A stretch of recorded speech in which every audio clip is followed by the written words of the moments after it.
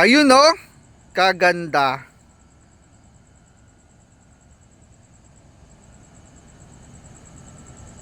Nice. At ito na po ang ating i-install na trunk LED. Yan, may instruction na yan mga par. Okay? Yan. At ito naman ang ating kailangan. Simpleng tools lang. Pero kung may extra tools kayo katulad nito, pang splice, mas maganda. Pero kahit simpleng tools, kayang-kaya na nating ikabit yan. Yan, dito mga par, itetest natin yung mga function niya. Kung lahat ng ilaw ba gumagana, yung brake light, signal light, park light at reverse. Yan, ipagkonektahin mo lang yung positive niya at yung park light para magkaroon ng power, tapos negative, gamit ka lang ng 12 volts battery, pwede yon. Dito naman, dahil bago pa nga tayo sa pagdi-DIY, kailangan lalagyan natin ng mga label para pag nasa actual na tayo, hindi tayo magkakalito-lito. So dyan, pinagsama ko na yung positive at saka yung i-connect sa park light dahil yun ang pinaka main power supply. Pag on mo ng park light, magkakaroon na to ng power supply. Yan.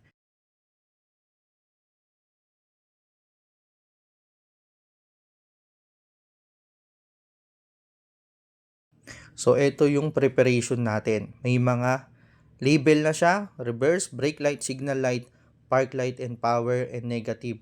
So, hindi ka na nga naman talaga malilito pagka i-connect mo na siya sa mga linya.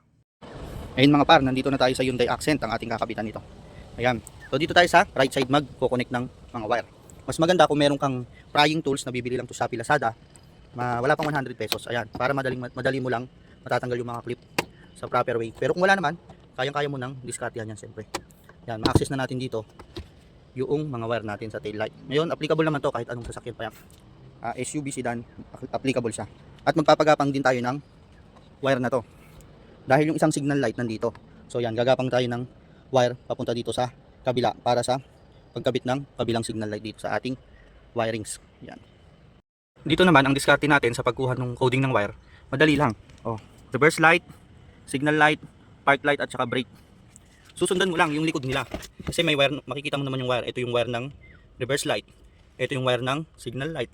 Ito yung wire ng brake light and park light. Ganun lang yung gagawin mo. Susundan mo lang yung wire nila sa likod.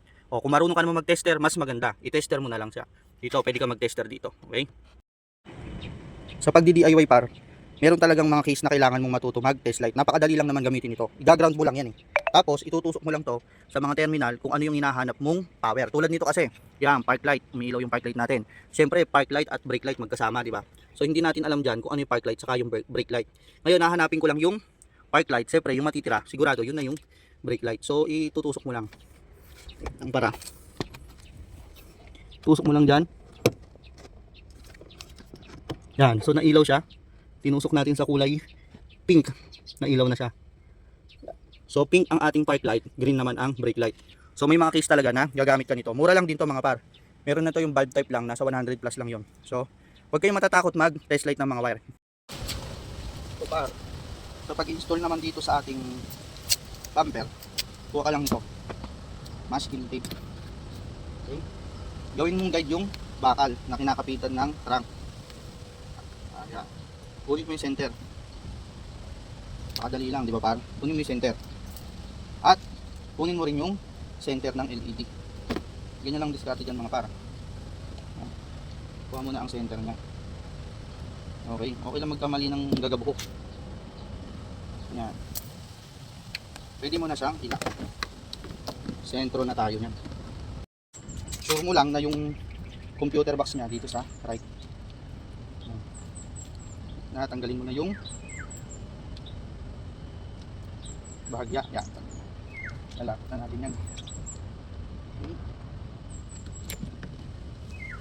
Lapit na natin. Nga pala mga par, silyado natin itong dulo para talagang waterproof siya, no? Yan. Waterproof natin talaga siya. Yan kasi yung madaling pasukin ng tubig. Lagi natin totally adhesive siya.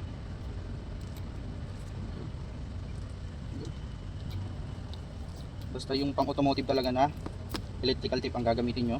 Yan. Manipis siya. Kaya nyang kumapit talaga ng maganda maski sa maninipis na wire. Balik tayo dito. Hahatakin mo na lang siya. Hatak-hatak na lang. Lapit mo na siya. Lapat ka dyan. Hatak ka na lang. Diba? Dapat. Hatak. Tuloy-tuloy lang. Tutol.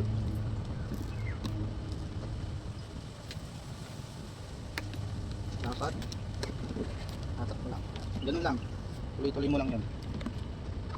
Yun na ang magiging format mo.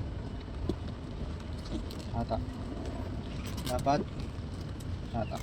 Kahit sa mga LED strip, ganito lang diskarte. Napakaganda na ng lapat niya dahil sentrong-sentro yan. Tapos itong wire natin, dito na lang natin itawid. Hatakin mo lang tong weather strip ng trunk. Tapos itawid mo lang siya. Yan. Maganda maglagay ka na lang ng something na insulation like ito, electrical tip. Para pag inipit mo siya, may electrical tip na ang bahala sa kanya dyan. Yup. Ganyan ang kalalabasan niya. Pumasok na siya sa loob. So, okay. Pwede na tayong mag-wiring. Yan. Naka-splice na rin ako, mga par. I-connect na lang yan.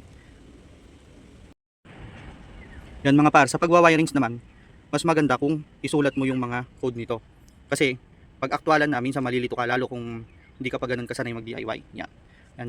Yellow black, park light, green, reverse, brake light, red, blue sa signal light, and black sa negative. Yan. Para hindi ka malilito pag pinagtugma-tugma mo na sila. Na-connect na natin lahat. So sa signal light na lang. Kasi aalamin pa natin sa dalawang wire sa harness kung ano yung flow na pag ganun. Siyempre, aalamin natin. So pinagana ko na yung right. Alamin natin dito. Unang wire. Kabit natin. I-on muna natin ang park light. Park light. Pag on ng park light, sigurado mag-engage na yung ating ilaw. So kinabit natin yung isang wire. Pag ganun ang punta niya, pakakaliwa. Obviously, mali. Yan. Yan lang ang pag-test kung anong flow. Kasi hindi naman alam ng manufacturer nito kung saan mo kakabit yung harness, kung kaliwa o kanan.